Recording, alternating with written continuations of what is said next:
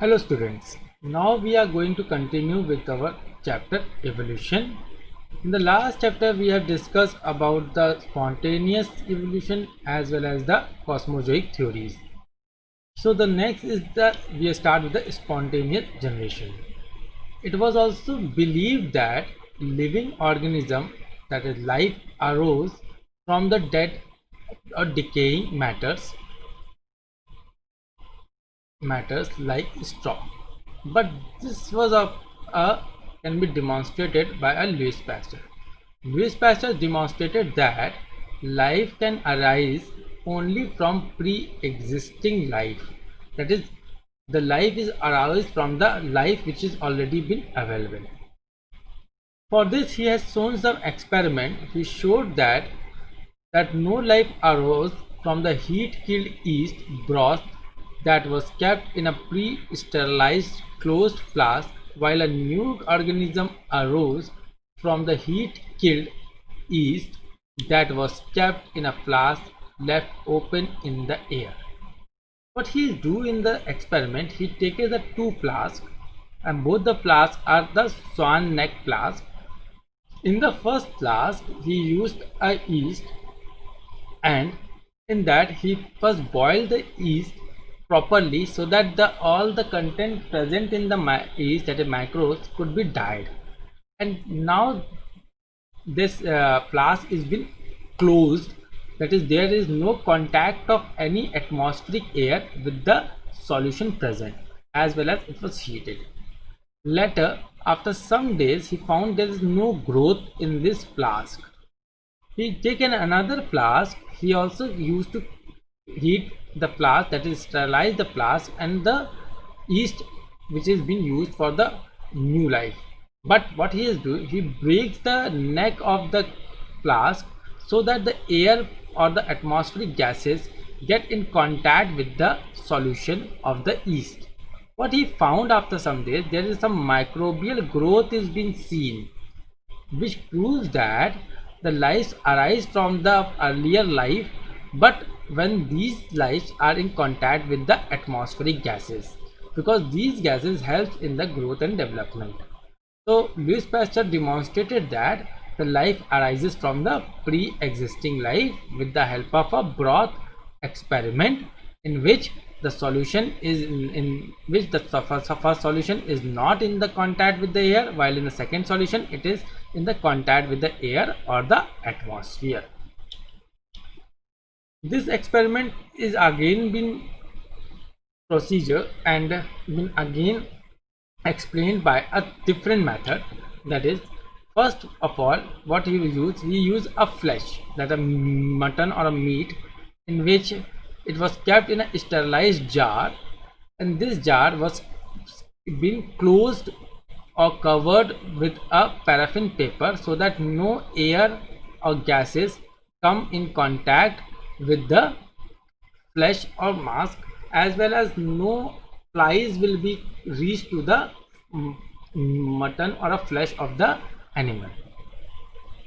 In the second jar, what he found, he take the similar procedure. He sterilized the vessel, as well as he kept a flesh in that vessel, and but the face of the vessel is not been closed, it is opened, so that all the flies must go and settle on the flesh.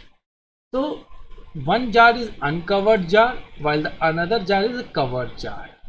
After some days, he found that there is a maggot appearance, that a maggot has been appeared on the flesh which is in open jar, that is the flies, where flies comes and settle or used or degrade or decomposes whatever with the flesh of the mutton, flesh of the animal.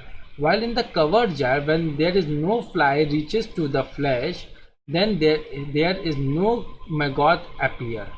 This clearly indicates that the life exists from the pre-existing life. As the maggot is another organism and the flies is another organism, the both organism does not have any similarity. So all the new organism appeared from the pre-existing lives which are available on this earth.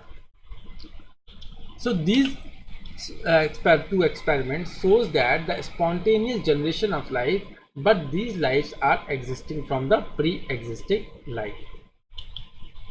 So the fourth theory, which has been most popular theory and most acceptable theory in the field of evolution, is the chemical evolution, which was proposed by O'Brien and Haldane.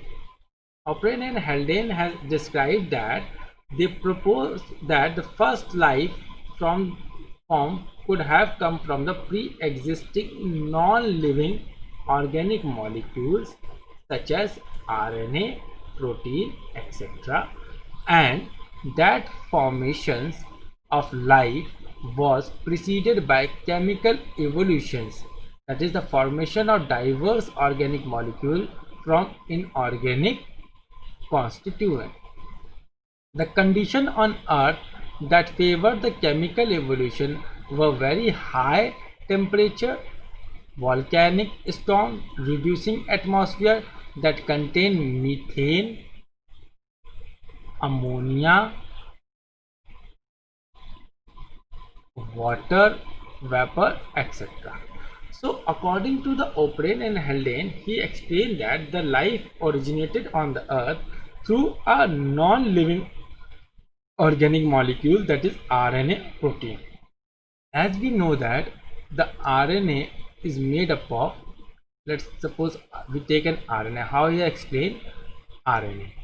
RNA contains carbon, nitrogen, oxygen. If we go on the structure of RNA, we found that carbon, nitrogen, oxygen and phosphorus has been found. So these all elements are the in all the organic non-living entities.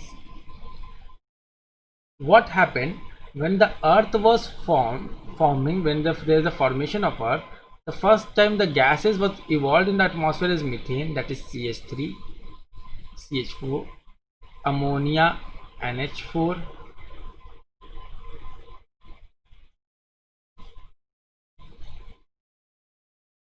water, H2O, water vapor. So all these gases come in contact with each other, through which there is a formation of RNA. There is a formation of RNA, and as we go on the central dogma of genetics, what the central dogma of genetics is,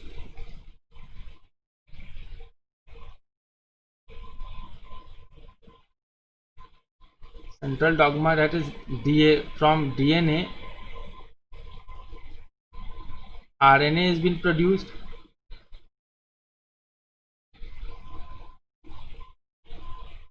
From RNA there is a production of protein.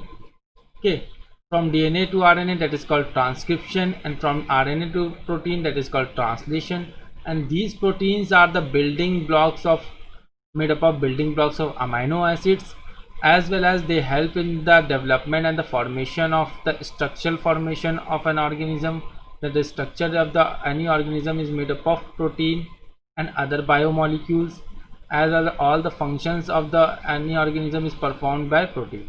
So finally what we can say that all these RNAs are being formed from the carbon, hydrogen, oxygen, nitrogen and phosphorus, and these are been available on the atmosphere.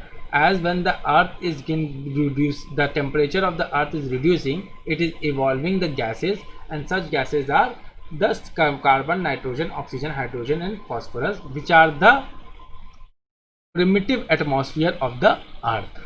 So where these all gases combines and get reacted, through which there is a formation of RNA molecule, and through RNA there is a reverse transcription takes place, by which RNA produces DNA, and then finally through transcription they produces again RNA, and from different RNAs they produce a different type of protein, and by this there is a chemical combination occurred in these proteins, which helps to the formation of life, that is an organism on the earth. So this is the chemical evolution, and which is mostly accepted, as all the living organisms contain DNA, and from DNA there is a formation of RNA, and the RNA and DNA are considered as a non-living entities or non-living organic molecules, because the element which are helpful in the formation of RNA and DNA is carbon, nitrogen, oxygen, hydrogen, and phosphorus. So these non-living entities combine together, and this combination helps to give rise to a new life, that is formation of an organism. So experimentally, this theory was later experimentally proved by Stanley Miller and Urey. They created a condition similar to the primitive atmosphere. They have made one primitive atmosphere in the laboratory using a glass apparatus and tubes. They created an electric discharges using electrodes. Why they are using electric discharges? Because in atmosphere there is also some electrical charges which gives a spark. By that energy, the gases which are present in the atmosphere, like ammonia and methane and water, they get dissociated, and by this dissociation they recombine with each other with the help of such energy, and help in the formation of RNA. So using these electrodes in a conical flask containing methane, ammonia, hydrogen, and water vapor at 800 degree centigrade temperature, because in the primitive time, when there is an evolution of the earth, that time the temperature of the earth is very high. So for that thought, these two scientists, that is Miller and Urey, keep that temperature up to the 800 degree centigrade. The water containing chamber was heated to provide a water vapor. So they obtain a water vapor through a water heating chamber. After a week, they observe the formation of amino acid. That is, there is a formation of amino acid is seen in the glass, and as we know that each amino acid combines with each other to form a long chain of amino acid, which helps to rise to a formation of protein. In a similar experiment, many other scientists also observed the formation of sugar, nitrogen bases, that is adenine, guanine, cytosine, thymine, and uracils, lipids, amino acid, even some pigments like chlorophyll pigments, and so on. Analysis of the meteorites also revealed the presence of similar compound, indicating the occurrence of the similar process elsewhere in the space. The chemical evolution of life was more or less acceptable.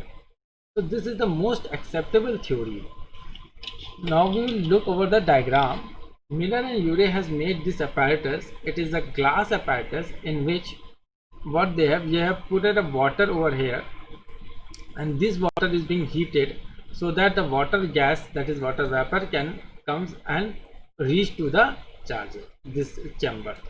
This chamber is attached with the two electrodes, by which there is sparking, that is lightning will be occurred.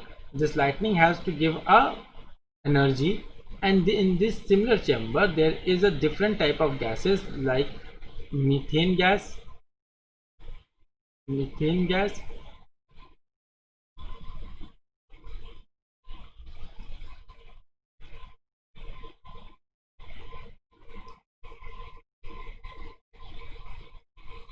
ammonia, hydrogen gas, which is already been present in this, and the water vapor is being produced by heating this water. When all these gases are entered in this chamber, they provide a spark, by which there is a dissociation of this different types of gases, and again they get reassociated after cooling this chamber.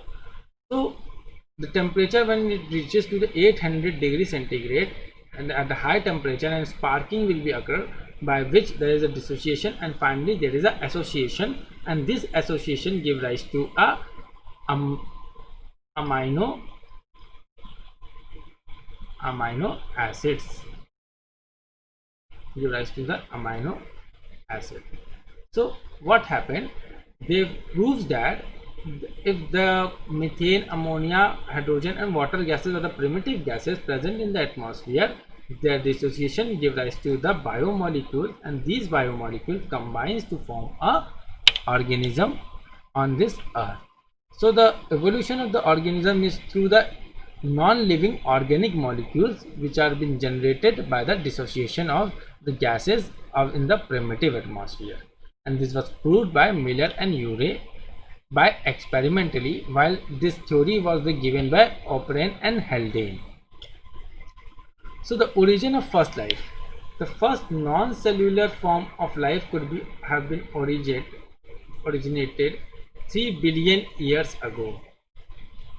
They would have been giant molecules like RNA, protein or polysaccharides. These capsules were able to replicate and reproduce. The first cellular form of life must have appeared about less than 2 billion years ago. They must have been a single cell.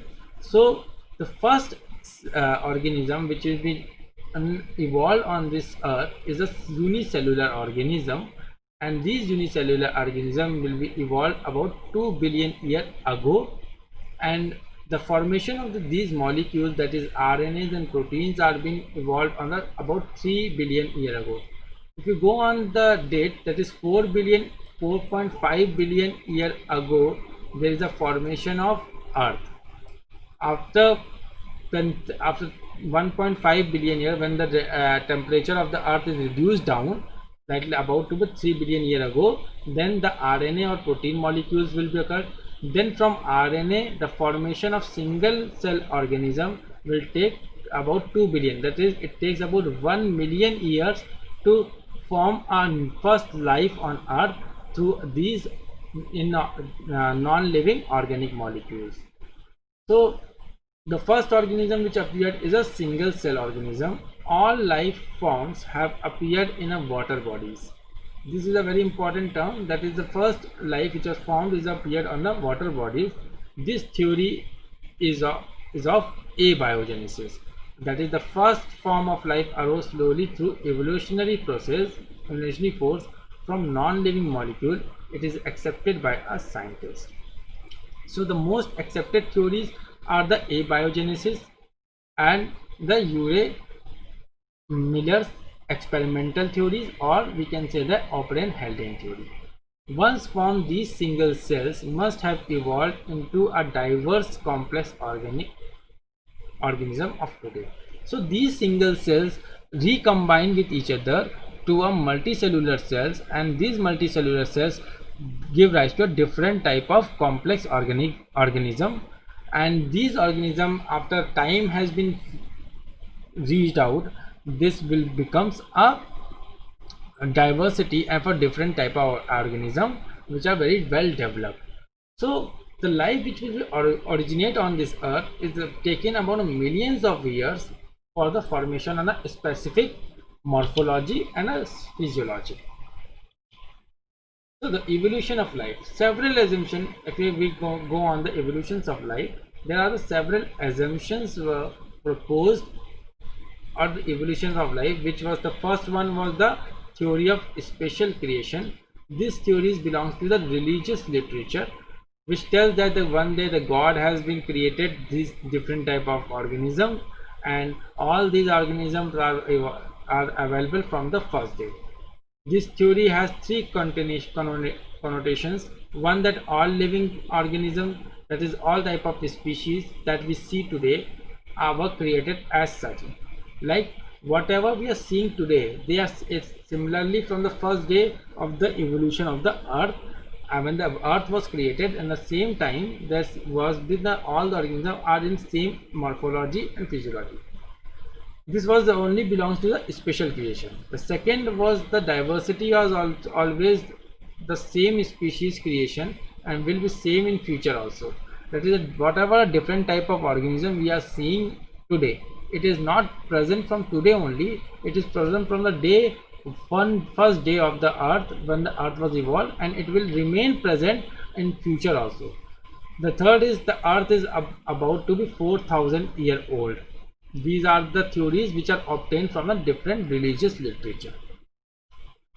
The idea was strongly challenged. This idea was strong, as the earlier people believed that the life was created by God. There is no any scientific evidences and no any scientific way whatever the people believe. But in 19th century, these theories were totally get challenged, and this challenge was being put forward by a Charles Darwin based on his observation made by a sea voyage in a sail ship called HMS Beagle around the world. That once, what is actually the line indicates that the Charles Darwin was a scientist who explains that challenge that the life is not originated by a god, or not a life is created by a god. Life is originated by some different experimental ways, like as explained earlier by O'Brien and Haldane. And how he has challenged, he has visited the whole world with his ship. He has gone to America, he has gone to Europe, Asia, and different other countries, as well as in different other islands, and he has looked clear all the living organisms very closely, and he has found some observations. By that observation, he challenged that life is not originated as by a special creation. It is the creation of some experimental which will be occurred on the earth.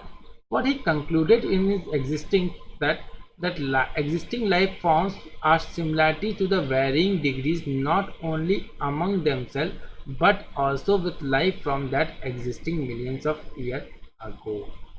He said extinction of different life forms took place. Also, new form of life arose at different period of history of Earth. What does he says that there are different type of organism and they have a close relation with each other. Even though as the time period passes out, there is some changes from first to the life. That is, if we go on the generation after generation, let's suppose an organism was here and this was the first generation, that is A. After some time, this organism give birth to second, and this is a second generation, let's B. After that, this B has give birth to another generation and offspring, and this generation is called a C generation. After some year, then there is a generation of fourth, and you found that is a D generation. That is the first generation, second generation, third generation, fourth generation. What he found that the fourth generation, the structural differences is found from the first generation. See, what he sees that there is a changement in the from first generation to the fourth generation. But what the special theories, special creation says that if we go on the point that the we see today, that is the ones called all living organisms or species we see today were created as such. That is, there is no changement in from the day one to today. That is, the human being which we are looking today is similar from the day one. This is the theory of the special creation. But Darwin says that when the first organ, when any organism give birth to another organism, another generation, then there is a little bit change which is not being visible clearly. But when this second generation organism give birth to another second generation, then there is also a little change. And when the third generation gave birth to a fourth generation, there is again a little. These little changes after several generations become a major changes, and these major changes give rise to a diversity of organisms. Let's suppose we take a simple example of human being. If we see that there is a change in the different type of human being,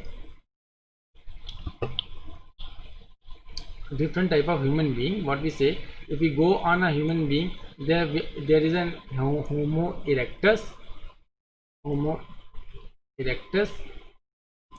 and now there is a Homo sapiens. What we are a Homo sapiens. So there is a changement between the Homo erectus and Homo sapiens. The Homo sapiens is arise from the Homo erectus only.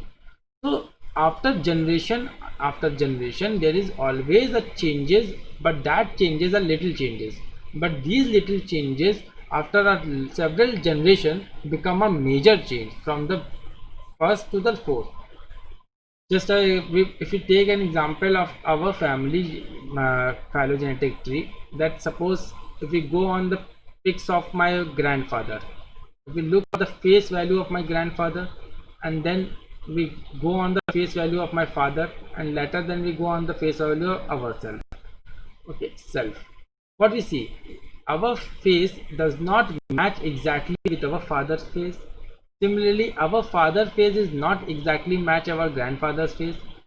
Even our grandfather's face is not exactly match with our great grandfather's face. So there is a changement in their morphology. While between the great grandfather and grandfather there is a little change, and from great grandfather to the father there is also little change, from father to me there is also little change.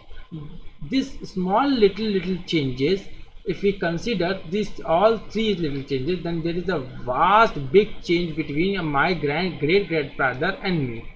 So these differences give to the diversity of organism, which challenges that whatever the present organism we are looking today is not as similar with the day one of the evolution of life on earth.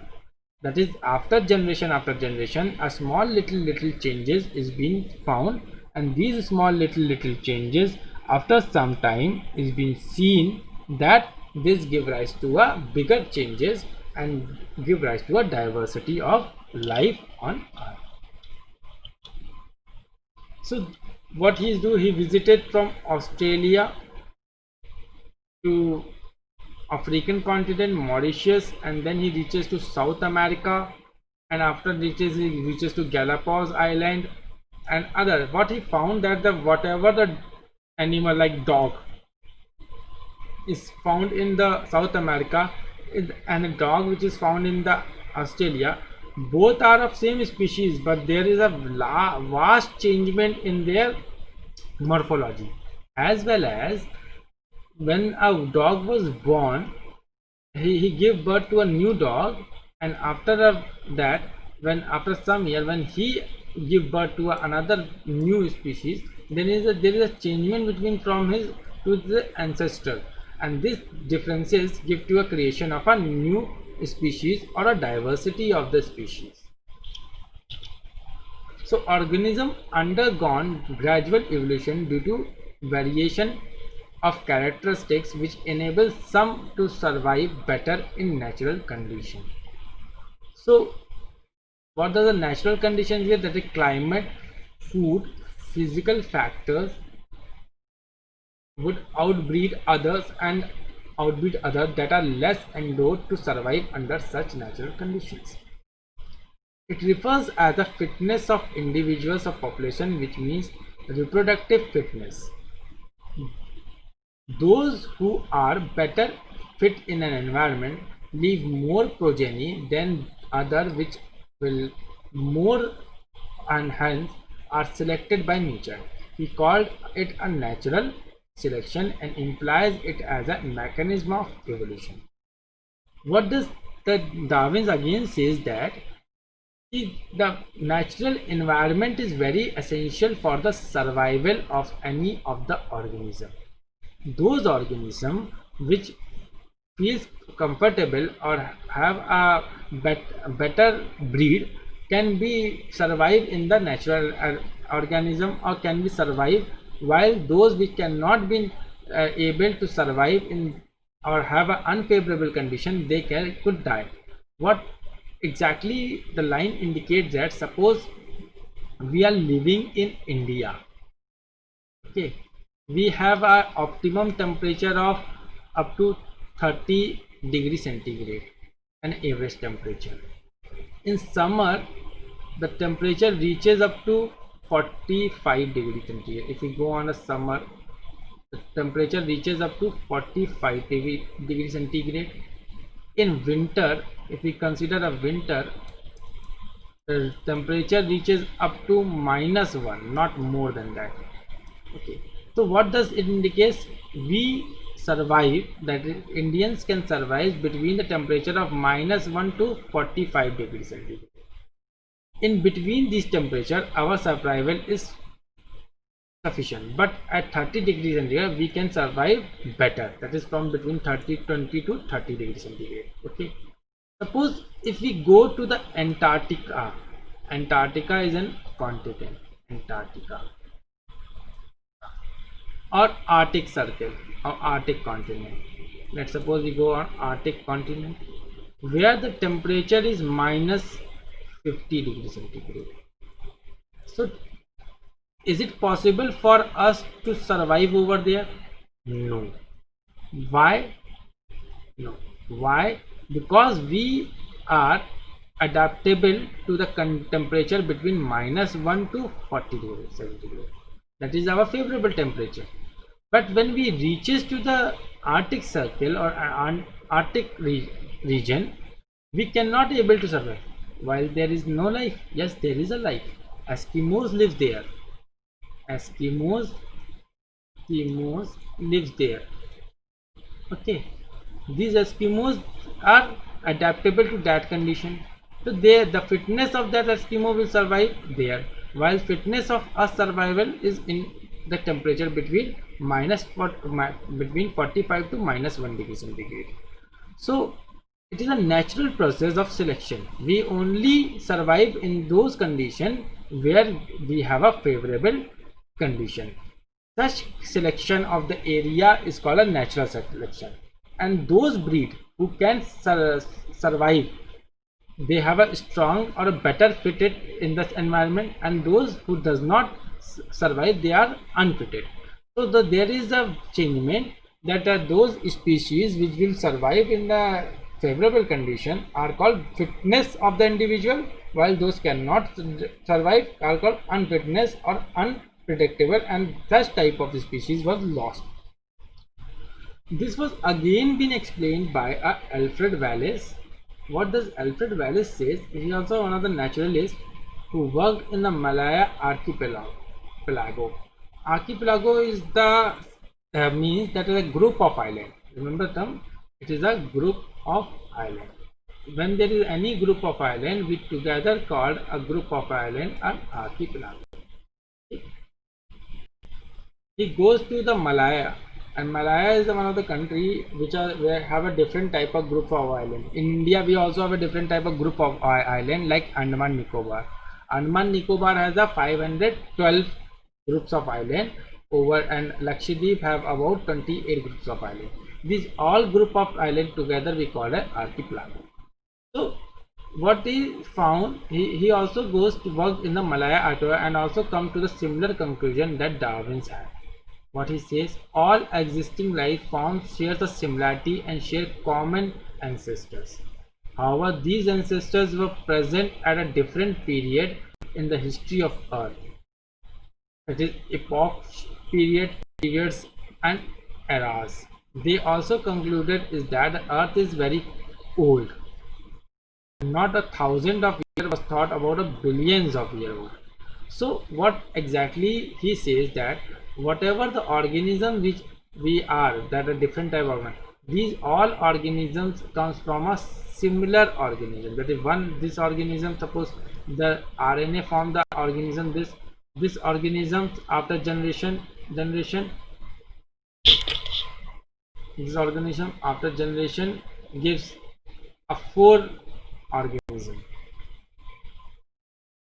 Okay, one is shifted to the colder area, another is shifted to the warmer area, another is shifted to the average area. So the colder area organism get adaptable to the colder